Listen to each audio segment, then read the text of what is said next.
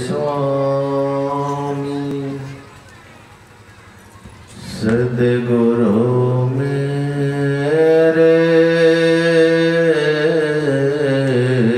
स्वामी,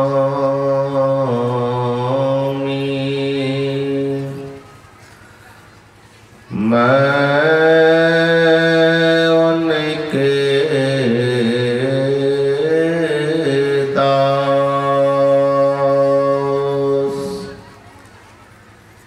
जन्म जन्म मोहि दे जियो, निज चरणन में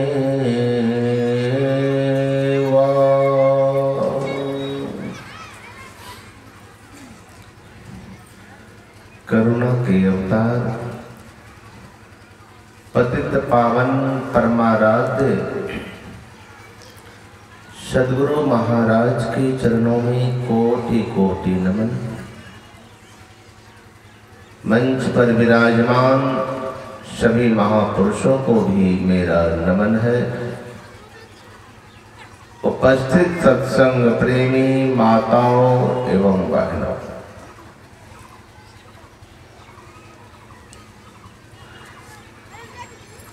यह संत मत का सत्संग है। संत मत, संतों के विचार, संतों के विचार को जहां से सुनाया जाता है, ऐसे सत्संग को संत मत का सत्संग कहा जाता है। संत कौन, संत कैसे, संतों का वेशभूषा कैसा, इस बात को जानिए। संत किसे कहते हैं? हमारे गुरुदेव की वाणी में है, शांति को जो प्राप्त कर लेते हैं वे ही संत कहलाते हैं। जिन्होंने शांति पद को प्राप्त कर लिया वे ही संत हैं। और हमारे पूज्य बाबा महर्षि शाही स्वामी जी महाराज कहा करते थे कि जिनके दुखों का अंत हो गया, सबसे बड़ा दुख, दुखों में भी दुख, सबसे बड़ा दुख क्या है? गुरु महाराज की वाणी में है, आवागमन सम दुख दूजा है नहीं जग में कोई। यह सबसे बड़ा जो दुख है, सबसे बड़ा जो कष्ट है जन्मने मरने का, इससे जिनको छुटकारा मिल गया, जिनको कभी माता के गर्भ में आना नहीं होता है,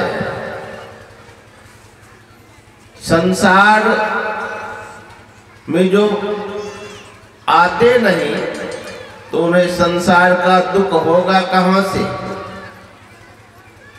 जो मां के गर्भ में आएगा ही नहीं उसको मां के गर्भ का दुख होगा कहां से? जिनके दुखों का अंत, मतलब जिन्हें मां के गर्भ में आना नहीं पड़े, बार बार जन्मना नहीं पड़े, मरना नहीं पड़े, ऐसे आवागमन के दुख से जिनको छुटकारा मिल गया वे ही शांति पद में जाके प्रतिष्ठित होते हैं और वे ही महापुरुष संत कहलाते। श्री सतगुरु महाराज की जय। ऐसे ही महापुरुष संत कहलाते हैं। ऐसे संतों के विचार को ही संत मत। और ऐसे संतों का स्वभाव कैसा होता है, जिसके विचार को हम सुनने आए हैं, ऐसे संतों का स्वभाव कैसा। एक संत सरयू नदी को पार कर रहे थे और नाव में बैठे हुए थे। चारों तरफ से कई नौजवान घेर के बैठे हुए थे। नौजवान को मखौल आ गया। वे महात्मा जी नाव में बीच में बैठे थे, तो चारों तरफ से नौजवान महात्मा जी को छेड़ने लगे। कभी इधर से कोई कपड़ा खींच लेता, कभी इधर से कपड़ा खींच लेता, कभी पीछे से कोई चोटी काट लेता। अब महात्मा जी इधर देखे तो इधर वाला परेशान, उधर देखे तो इधर वाला परेशान करे। कभी पीछे की तरफ से खींच ले, पीछे मुड़ के देखे तो सामने वाला परेशान करे। महात्मा जी तंग तंग हो गए,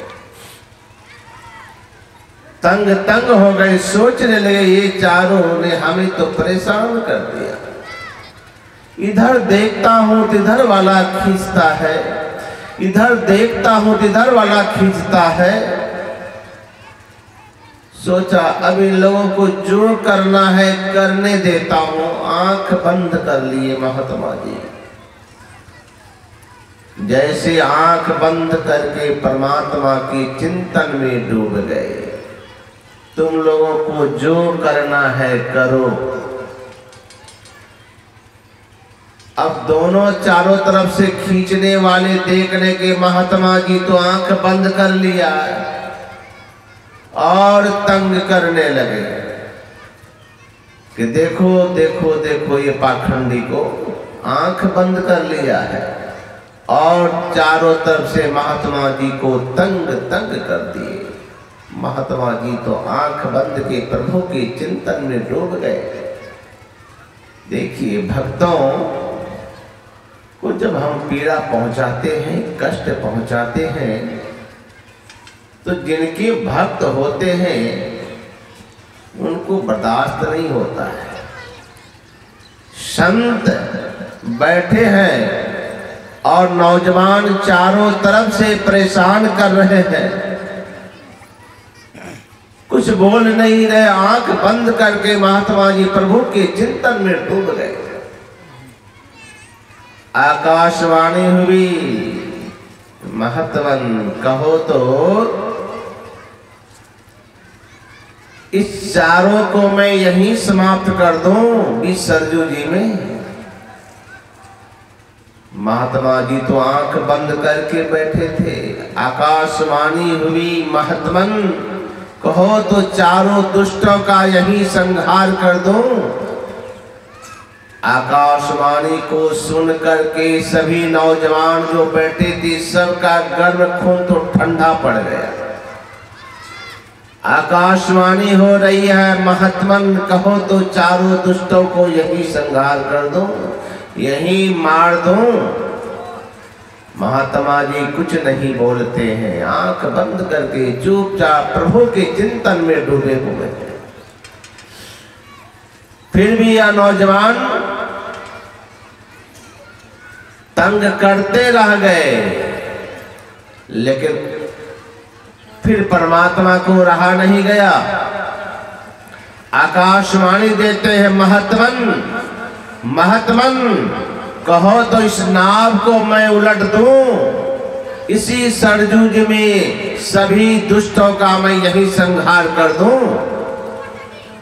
बार बार जो बोलने लगे आकाशवाणी हुई, महात्मा जी सोचने लगे कि बार बार आकाशवाणी हो रही है प्रभु की, कहो तो मार डालूं, कहो तो मार डालूं, कहो तो नाव को उलट दूं, हो न हो कि प्रभु उलट ही न दे। तो हाथ जोड़ ली, आंख बंद है कि प्रभु बार बार आप उलटने की बात करते हो, बार बार कहते हो कहो तो नाव को उलट दूं, नाव को उलट दूं। प्रभु नाव को उलट के क्या होगा? अब ये सभी नौजवान सुन रहे हैं, महात्मा जी बोल रहे हैं, परमात्मा से कह रहे हैं कि कहो तो नाव को उलट दो, नाव को उलट दो, इन सभी दुष्टों को यहीं डुबा के मार डालो। महात्मा जी ने कहा कि मारने से क्या होगा प्रभु, नाव को उलटने से क्या होगा प्रभु? अगर नाव को उलट करके सभी दुष्टों को मारोगे तो फिर तो ये जन्म लेंगे, दुनिया में आएंगे। आज हमें तंग किया है और अगले जन्म में भी कोई दूसरे महात्मा जी मिलेंगे तो उनको तंग करेंगे। तो प्रभु ये बार बार दूसरों को तंग करेंगे, तो इससे अच्छा है आपको उलटना ही है। नाव को उलट के क्या करोगे प्रभु? उलटना है कि इन सब दुष्टों की बुद्धि को ही उलट दो। श्री सद्गुरु महाराज की जय। बुद्धि को ही उलट दो, अर्थात कुबुद्धि जो इनके अंदर में है प्रभु, उसको उलट के सुबुद्धि बना दो, इसके अंदर में सुबुद्धि आ जाए। इसी के लिए यह सत्संग का आयोजन रखा जाता है क्षेत्र में बार बार।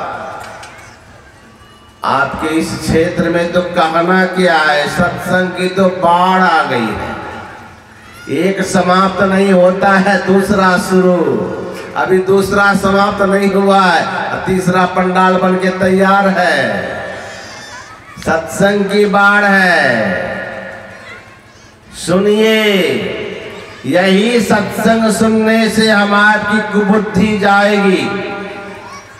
गुरु महाराज से एक सज्जन ने पूछा था, महाराज आपके साधु वेश को देख के लगता है आप ईश्वर के भक्त हैं, क्या प्रचार करते हैं बाबा साधु का वेश लेकर के?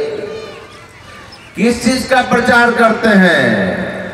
गुरु महाराज ने कहने की कृपा की, पहले ये बताइए कि आपको क्या चाहिए। गुरु महाराज से जब पूछा सज्जन ने कि किस चीज का प्रचार करते हैं साधु का वेश बना करके, तो गुरु महाराज ने पूछने की कृपा की कि पहले ये बताइए कि आपको चाहिए क्या, तब तो मैं बताऊं कि मैं प्रचार किस चीज का करता हूं। वह सज्जन कहते हैं, बाबा चाहनाओं का तो कोई अंत नहीं है, क्या कहूं मैं, मुझे क्या चाहिए। सचमुच में संत कबीर साहब की वाणी में आया है, ये मन में जो इच्छा का तरंग उड़ता है, इसके सामने तो समुद्र का तरंग भी थोड़ा पड़ जाता है, कम पड़ जाता है। समुद्र लहर तो थोड़िया, मन लहरी घनियाय, केते आज समाइए केते जाए बिसरा। सुबह से जब से आंख खोली है बिछावन से, और अभी तक अपने आप विचार कर लीजिए कितना इच्छा हुई, यह काम कभी वह काम, वह इच्छा, तांता लग जाता है। एक समाप्त नहीं हुआ दूसरा पहुंच जाता है, एक पूरा नहीं हुआ दूसरी इच्छा तैयार है। इच्छाओं का कभी अंत नहीं होता है। यही कामना के रास्ते में हम संसार में दुखी हैं। गोस्वामी तुलसीदास जी महाराज की वाणी में आया, जिनके अंदर कामना लगी हुई है, कामना का तांता लगा हुआ है, यह चाहिए वह चाहिए, एक पूरा नहीं हुआ दूसरा तैयार है। ये कामना का जो जिसके पास में तांता लगा हुआ है, वो जीवन में चाहे संसार पति न क्यों बन जाए, फिर भी वो जीवन में कभी सुखी हो नहीं सकता। सद्गुरु महाराज, और इसका प्रमाण हमारे गोस्वामी जी की वाणी में है, बिनु संतोषनम काम न साही काम अछत सुख सपने हो नाही। जब तक कामना है हम सुखी कैसे हैं भाई? सुखी नहीं है। ये कामना का अंत कैसे होगा? तो हमारे गोस्वामी तुलसीदास जी महाराज की वाणी में है, कितना उपाय कीजिए अंत नहीं होगा। अंत कैसे होगा? तो गोस्वामी जी कहते हैं, राम भजन बिनो मिटहि की कामा। जब तक राम की भक्ति नहीं करेंगे, राम का भजन नहीं करेंगे, कामनाओं का अंत होने वाला नहीं है। तो कामना का अंत होता है एकमात्र परमात्मा की भक्ति से। तो गुरुदेव से उन्होंने कहा, बाबा कामनाओं का तो कोई अंत नहीं है, कितना बतावे कि क्या कामना है, क्या इच्छा है। तो गुरु महाराज ने कहने की कृपा की, अच्छा ठीक है तो कुछ समेट के ही बोलिए, कुछ समेट के कहिए। कामना का तो अंत नहीं है, लेकिन कुछ समेट के कहिए। फिर भी कह नहीं पाए। तो गुरु महाराज कहते हैं, सुन लीजिए, आप नहीं बोल पाते तो हमसे सुन लीजिए। आपको दुनिया में क्या चाहिए तो हमसे सुन लीजिए। कुछ कुछ समेट के मैं आपसे पूछता हूं, आपको सुबुद्धि चाहिए कि कुबुद्धि चाहिए? गुरु महाराज ने पूछा कि आपको सुबुद्धि चाहिए कि कुबुद्धि चाहिए? तो सज्जन कहते हैं, बाबा ऐसा दुनिया में कोई होगा जो चाहेगा कि हमको कुबुद्धि हो जाए? सब कोई चाहता है कि हमको सुबुद्धि हो जाए। अच्छी बात है, सुबुद्धि चाहिए आपको। आपको दुनिया में यश चाहिए कि अवजस चाहिए? सज्जन ने कहा, कौन चाहता है कि मेरा यश नहीं फैले? हर कोई चाहता है। अरे एक दुराचारी भी चाहता है कि हमारा यश हो, भले वह कितना ही दुराचार क्यों ना करे। उनके मन में एक कामना लगी रहती है कि हमारा भी यश फैले, हमारा भी नाम हो। कहा, कोई भी दुनिया में अवयश नहीं चाहता प्रभु। बाबा सब कोई यश चाहता है, तो हम भी यश चाहते हैं, हम भी सुबुद्धि चाहते हैं। क्या आप अपना दुर्गति चाहते हैं कि सदगति चाहते हैं मरने के बाद?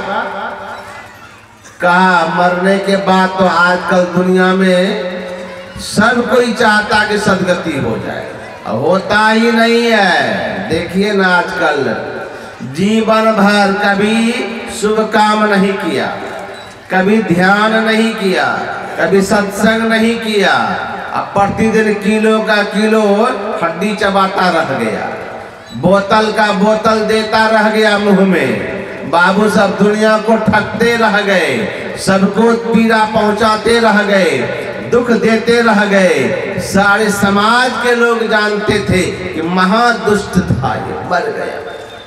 आज जब मर जाता है तो क्या लिख देते हैं? स्वर्गीय बाबू साहब। ये जानते हैं कि ये दुनिया में कभी स्वर्ग जाने वाला काम किया नहीं है। तो परिजन समाज के लोग को तो बड़ा अच्छा रास्ता मिल जाता है, कागज के टुकड़ा में लिख दो स्वर्गीय, तो बाबू को स्वर्ग हो गया। इतना सस्ता है कि स्वर्ग हो जाएगा। इतना आसान नहीं है, आपके लिखने से स्वर्गीय नहीं होंगे। अगर वो नरक जाने के लिए अपना रास्ता पहले से खोल रखा है, आप कितनों न बढ़िया कार्ड में छपा दीजिए, फिर भी वो बाबू स्वर्ग नहीं, सीधे नरक के दरवाजे में जाकर के नरक की यातनाएं को भोगेगा, नरक के यातना को भोगेगा। इतना आसान नहीं है स्वर्ग मिल जाना, इतना आसान नहीं है। कहा, बाबा हर कोई चाहता है अच्छी गति हो जीवन में, कौन चाहता है मेरी दुर्गति हो? का सदगति चाहते हो? अच्छी बात है। सुबुद्धि चाहते हो, यश चाहते हो, सदगति चाहते हो, और अपना भलाई चाहते हो कि बुराई चाहते हो? कहा, हर कोई भलाई चाहता है। सब कहता है भगवान हमारा भला हो, हमारा भला हो। लेकिन दुनिया का भला करेंगे तब तो अपना भला होगा। अरे अपना भला चाहते हैं, दूसरा का भला चाहते ही नहीं, कैसे भला होगा? दूसरों का भी भला कीजिए तभी अपना भला होगा, और दूसरों का भला नहीं तो अपना भी भला नहीं। हम सिर्फ कैसे दूसरों को दुख पहुंचाते हैं, कष्ट। अरे अभी तो रोकिए लोगों को, बैठ जाइए, प्रवचन हो रहा है, बैठ जाइए, बाद में कीजिएगा।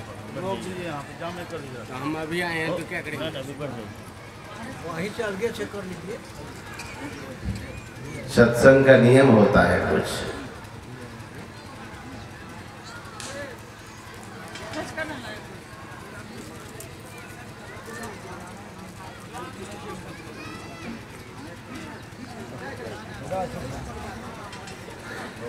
श्री सद्गुरु महाराज, श्री सद्गुरु महाराज की जय। तो मैं कह रहा था, अपना हम सद्गति चाहते हैं, भलाई चाहते हैं, सुबुद्धि चाहते हैं, यश चाहते हैं, तो कैसे होगा? जीवन में सोचना पड़ेगा कहाँ ये मिलेगा, कैसे मिलेगा, कैसे हमारी भलाई होगी। तो हम दूसरों का भला करना चाहते नहीं, जीवन में सोचते दूसरों को कष्ट पहुंचावे, दुख पहुंचावे, तो कैसे आपको सुख मिलेगा? अगर हम दूसरे को सुख देंगे तो हम भी आपको सुख, जैसा हम कर्म करेंगे उसी तरह का फल तो मिलेगा। चाहते तो है कि हमारा भला हो, लेकिन भला वाला काम तो करते नहीं जीवन। कैसे भला होगा हम आपका? इस चीज को विचारिए, इसका ज्ञान होगा कहाँ, इसको भी सोच लीजिए। तो गुरु महाराज ने कहा कि आप अपना भलाई चाहते हैं, सारा चीज चाहते हैं। अच्छा ये बताइए दुनिया में कहाँ मिलेगा? कहाँ जाके सुबुद्धि होगी? कहाँ जाके हम आपकी सद्गति होगी? कहाँ जाके हम आपका यश फैलेगा? कौन सा ऐसा काम करे? तो गुरु महाराज ने कहने की कृपा की, सुन लीजिए। गोस्वामी तुलसीदास जी महाराज रामचरितमानस में लिखते हैं, मति की रति गति भूति भलाई, जब जेहि जतन जहां जेहि पाई, सो जानव सत्संग प्रभावो, लोक कहु वेद न आन उपाओ। गुरुदेव ने कहने की कृपा की, अगर आप सुबुद्धि चाहते हैं, यश चाहते हैं, भलाई चाहते हैं, सद्गति चाहते हैं, तो हम आपको जीवन में यही जो काम बैठ के कर रहे हैं, यही गुरुदेव ने कहने की कृपा की, आपको जीवन में सत्संग करना पड़ेगा। और यही सत्संग का प्रचार मैं करता हूँ दुनिया में। श्री सद्गुरु महाराज, यही सत्संग का प्रचार, साधारण चीज नहीं है सत्संग। भगवान राम ने गोस्वामी तुलसीदास जी महाराज से पूछा था, कहा था कि मांगो। गोस्वामी जी से कहा था भगवान ने, मांगो क्या चाहिए दुनिया में तुम्हें। देखिए भगवान सामने खड़े हैं और तुलसीदास जी महाराज से कह रहे मांगने के लिए। अभी हम लोगों को अगर छूट मिल जाए, अगर कोई सिद्ध बाबा पहुंच जाए, इतना जान जाए कि बाबा बड़े पहुंचे, जो कह देते हैं पूरा हो जाता है, देखिए लंबा लाइन लग जाएगा। जितना सत्संग सुनने वाले की भीड़ नहीं, उतना तो मांगने वाले की भीड़ लग जाएगी। जितना अभी बगल में कोई आ जाए, ऐसी में से कोई सी बाबा के बारे में पता चल जाए, अभी इसमें से एक बहुत सिद्ध महात्मा बैठे हैं, जो मांगोगे पूरा पूरा का पूरा मिल जाएगा। तो सत्संग खत्म होगा, बाबा जी को बिठा दीजिए फील्ड में, देखिए अभी इतना तो बैठे है, ये है, ऐसे दोनों भीड़ लग जाएगा। क्यों? ऐसी दीवानी दुनिया, भक्ति भाव नहीं कोई पूछे जी। कोई आवे तो बेटा मांगे, कोई आवे तो धन मांगे, कोई क्या क्या, दुनिया ही मांगने वाले हैं। इसको मिल जाना चाहिए देने वाला। देखिए भगवान दे रहे हैं। तुलसीदास जी महाराज से कह रहे हैं, मांगो क्या चाहिए तुमको जीवन में। क्या मांगा है गोस्वामी जी ने? हम लोगों जैसे कच्चे भक्त होते तो क्या मांगते? एक नौजवान इसी तरह बैठ करके मन में सोच रहा था कि हे भगवान, कौन ऐसा काम करूं जो जीवन भर बैठ के सुख से खाऊं पीऊं मौज करूं। संजोग की बात उनको नारद बाबा का दर्शन हो गया। नारद बाबा से पूछा, बाबा आप एक बात बताइए तो, दुनिया में कौन ऐसा भगवान है जो जल्दी खुश हो जाते हैं? कहा मामला क्या है? कहा हम तपस्या करना चाहते हैं, भक्ति करना चाहते हैं और उससे भजन तपस्या करके उसको खुश करके उससे वरदान लेना चाहते हैं। नारद बाबा ने कहा बस एक भगवान की तपस्या करो। कौन? कहा हुआ है ब्रह्मा जी, वो जल्दी खुश हो जाते हैं। कहा उनकी तपस्या करो तो जल्दी खुश हो जाएंगे, तुमको वरदान मिल जाए। वह नौजवान चले गए ब्रह्मा जी के मंदिर में, खड़े खड़े खड़े 3 महीना तक एक पैर पर खड़ा होकर के तपस्या किया। ब्रह्मा जी खुश हो गए। भक्त मैं बहुत खुश हूं, वरदान मांगो, वरदान मांगो, वरदान मांगो। वो भक्त सोचने लगा कि ब्रह्मा जी खुश हो गए, वरदान मांगने को कह रहे थे, क्या मांगो? विचार ही रहे थे। तब तक ब्रह्मा जी ने कहा सुनो एक बात और, तुम मेरे मंदिर में खड़े खड़े खड़े 3 महीना तक तपस्या किया है, मैं तुम्हें 3 वरदान का छूट दे रहा हूं। जो 3 वरदान मांगना है सो मांग लो। इसको बंद कीजिए, कम कीजिए। जो 3 वरदान मांगना है सो मांग लो। और नौजवान सोचने लगा क्या मांगो क्या मांगो। 3 वरदान भगवान देने के लिए कह रहे हैं, छूट भी दिए, जो मांगना है मांग लो। काहे ब्रह्मा जी, टोन बढ़ाइए तो, अगर देना ही है तो पहला वरदान यह दीजिए कि हमको ना जगह है, ना जमीन है, ना मकान है, ना दुकान है, कुछ नहीं है भगवान। हमको एक सुंदर भवन हमें मिल जाए, एक मकान सुंदर भवन का निर्माण कर दीजिए और जिसके अंदर सारी व्यवस्था हो, खाने पीने की कोई व्यवस्था हमको करना नहीं पड़े, जीवन भर बैठ के खाओ। अब ब्रह्मा जी ने सोचा कि चलो एक वरदान तो यही मांगा कि सुंदर भवन हो, सारी व्यवस्था हो उसके अंदर खाने पीने रहने की। ए मस्तु, चलो यह भी तुम्हारा पूरा हो जाएगा। बोलो और 3 वरदान में से 2 वरदान अब बचा हुआ है, मांग लो 2 वरदान और कुछ। और नौजवान कहता है हे ब्रह्मा जी, अगर देना है तो दूसरा वरदान अब क्या दीजिएगा? हम तो अकेले हैं, हमारा विवाह कौन कराएगा? हमारा विवाह भी करा दीजिए। का ये मस्तु, ये भी तुम्हारा हो जाएगा, विवाह भी हो जाएगा। का तीसरा वरदान ले लो, अब मेरा छुटकारा हो जाएगा। मांग लो जो मांगना है तीसरा वरदान। वो इतना चालाक भक्त था, मन में सोचा मकान हो गया, शादी भी हो गई, हो जाएगी, सब कुछ, मकान भी मिल जाएगा, पत्नी भी मिल जाएगी, खाना है, पीना है, सोना है। अब तीसरा वरदान मांगने के लिए कह रहे हैं, अब क्या चाहिए? तो इतना चालाक था, सोचा फिर कभी जरूरत पड़ेगा तो फिर कौन तपस्या करे 3 महीना खड़ा होकर के।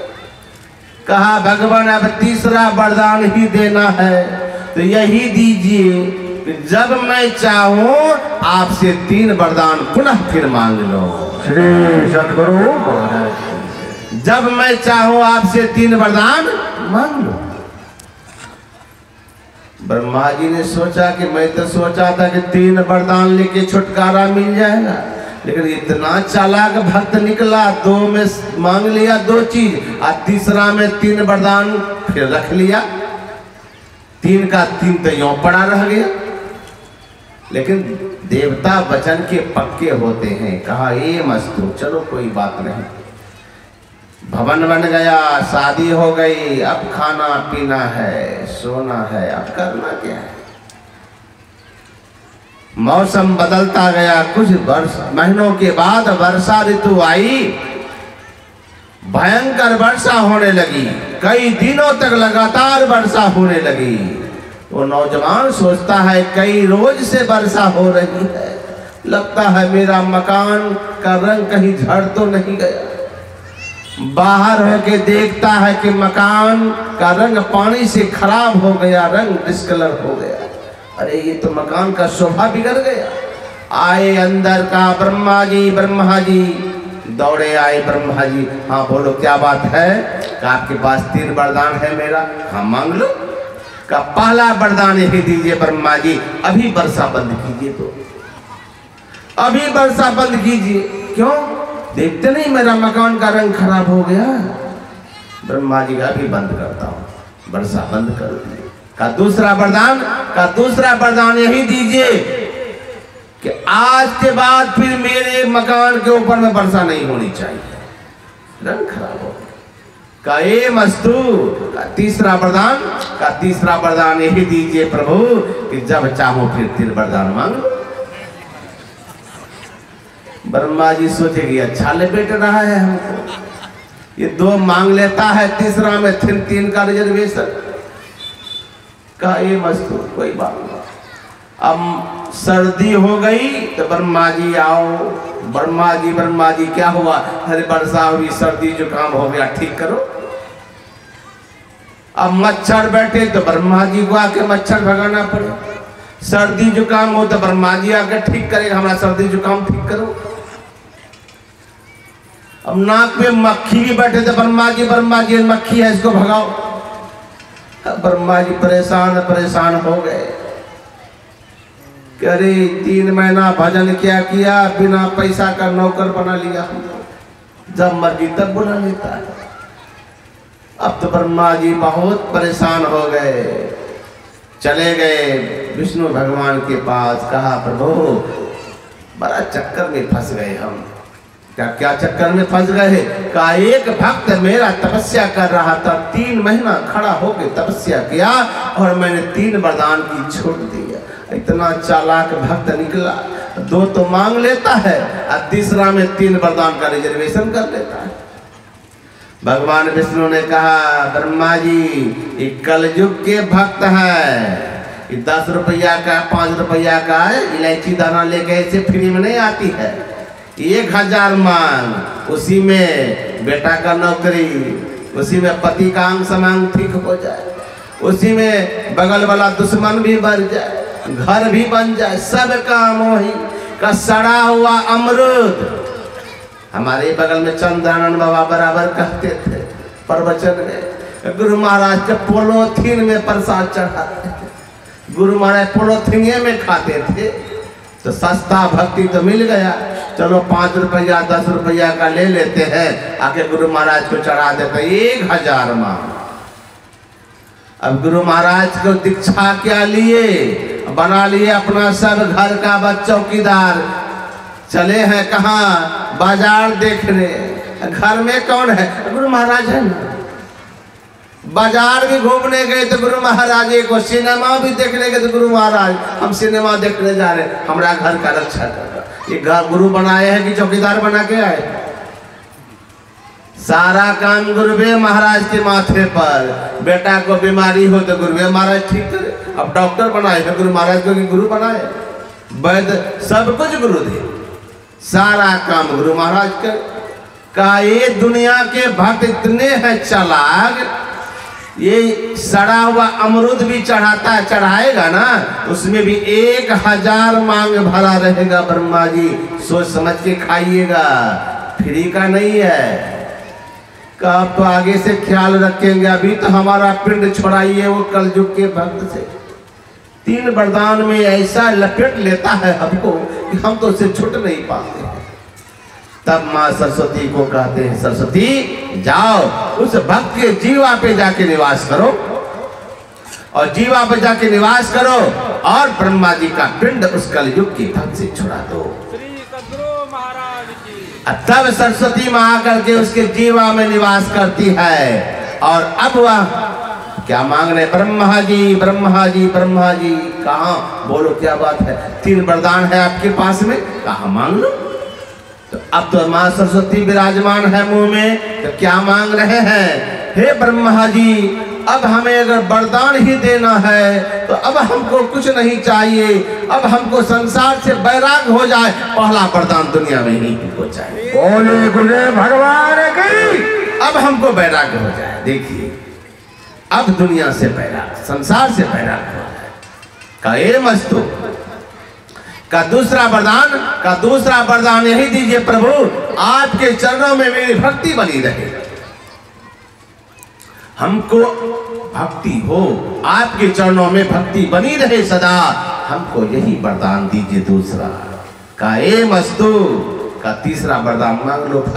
ये तीसरा वरदान में ब्रह्मा जी सोच रहे थे हम लपेटे जाते, ये वैराग्य हो जाए, या वरदान तो मांग लिया, भक्ति हो जाए, इस बार तो वरदान मांगा, और तीसरा वरदान क्या मांगेगा, उसको तो डर लगा हुआ था ब्रह्मा जी को।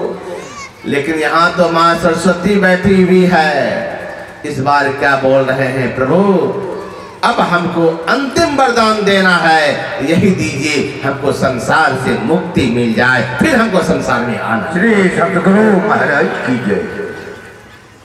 ये है मांग, संसार से मुक्ति मिल जाए।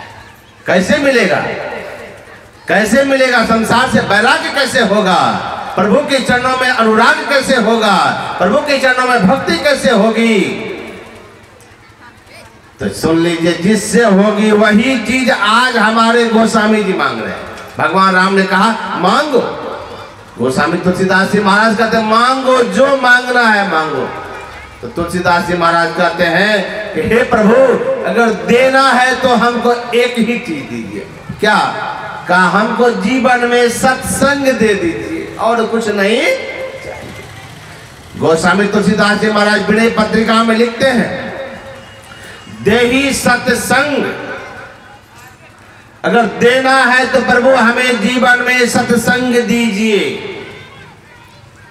अब बड़ी विचित्र बात है, भगवान खड़े हैं और गोस्वामी तुलसीदास जी महाराज कहते हैं प्रभु आप हमें देना ही चाहते हैं तो सत्संग दे दीजिए। तो भगवान ने कहा कि जी दुनिया का लोग तो क्या क्या मांगता है, अब तुम सत्संग मांग रहे हो, क्या मिलेगा सत्संग से तुमको? तो गोस्वामी जी कहते हैं अच्छा प्रभु, सत्संग से हमको कुछ नहीं मिलेगा, ये भी मैं मान लेता हूँ। बहुत लोग कहते हैं आजकल, अरे क्या होगा सत्संग करने से, क्या फायदा, इतना खर्चा करके तो अगर यह काम कर लेते, यह कर लेते तो कुछ होता भी, ये सत्संग में इतना खर्च करके क्या होगा? तो सुन लीजिए, भगवान राम से गोस्वामी तुलसीदास जी महाराज कह रहे हैं यही बात। आज दुनिया के लोग ऐसा भी कहने वाले हैं कि सत्संग कराने से क्या होगा, सत्संग से क्या मिलेगा। तो आज प्रश्न कर रहे हैं गोस्वामी तुलसीदास जी महाराज से कि दुनिया में तो कोई सत्संग नहीं मांगता है और तुम सत्संग मांग रहे हो, तुलसीदास जी तुमसे सत्संग से तुम्हें क्या प्राप्त होगा? तो गोस्वामी तुलसीदास जी महाराज कहते हैं प्रभु हो सकता है कि सत्संग से हमें दुनिया का पदार्थ कुछ भी ना मिले, मान लिया कि हमें सत्संग से कुछ भी नहीं मिले, लेकिन एक बात मैं पूछना चाहता हूं, एक बात मैं जानना चाहता हूं आपसे, क्या सत्संग से आप भी नहीं मिलोगे? भगवान ने कहा ऐसा तो हो नहीं सकता है कि जिसको सत्संग मिले उसको नहीं मैं ना मिलो। क्यों? कि सत्संग मेरा अंग है, अर्थात जो उसको जीवन में सत्संग मिल जाता है, जो सत्संग को जीवन में धारण कर लेता है, दुनिया का पदार्थ नहीं मिले मंजूर है, लेकिन मैं तो उसको निश्चित ही मिल जाऊं। श्री सतगुरु महाराज की। अब जब भगवान ही मिल गए, अच्छा भगवान क्यों मिल जाते हैं सत्संग से? तो गोस्वामी जी लिखते हैं इसलिए सत्संग में मांगा था भगवान से, देही सत्संग निज अंग का। प्रभु यह सत्संग क्या है? यह आपका निज अंग है। और निज अंग मतलब जो कोई अगर मेरे हाथ को पकड़ लिया तो मानो वह हमें पकड़ लिया, हमारा पैर पकड़ लिया तो मानो वह हमें पकड़ लिया। अर्थात जो कोई सत्संग को पकड़ लेगा वह भगवान को भी पकड़ लेगा, अर्थात भगवान उसके पकड़ में आ जाएगा। और जब भगवान उसके पकड़ में आ जाएगा, जब परमात्मा ही उसके पकड़ में आ जाएगा, भगवान भी उसके बस में हो जाएगा, तो संसार का पदार्थ उसका होगा कि नहीं होगा? संसार का पदार्थ भी उसका हो जाएगा। श्री सद्गुरु महाराज की। संसार का पदार्थ भी उसका हो जाएगा। इसीलिए जीवन में जिन्होंने सत्संग किया उसको किसी चीज की कमी नहीं रही।